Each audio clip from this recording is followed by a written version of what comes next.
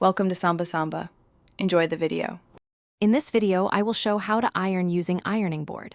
Place the board near an outlet, plug in the iron, and set the correct temperature for your fabric.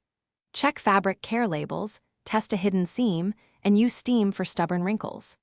Keep a spray bottle handy for dampening heavy fabrics, and always move the iron steadily to avoid burns while keeping curious pets and children at a safe distance. Warm up your iron and handle garments gently as you work to make the process smoother and faster. Start with low heat items and move to higher temperatures, giving each fabric type the proper treatment. Use the tip of the iron to reach pleats and seams, and press in short bursts for thick areas.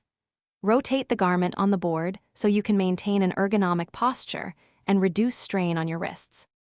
If you are finding this helpful, please subscribe and like the video to support more tips and tricks. Quick recommendation: make meal prep easy with leak-proof containers that keep lunches neat while you tackle laundry and ironing.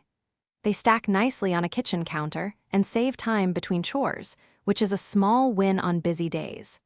Check the description for the link and other deals, and now let's get back to the video. After ironing, let garments cool flat or on hangers to set the press and avoid fresh creases. Smooth seams with your hand and fasten a button or clip at the top to preserve the shape.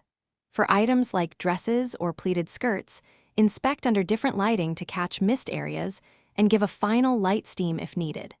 Store ironed pieces in a breathable garment bag for longer freshness. Thanks for watching. Consider subscribing if we helped you.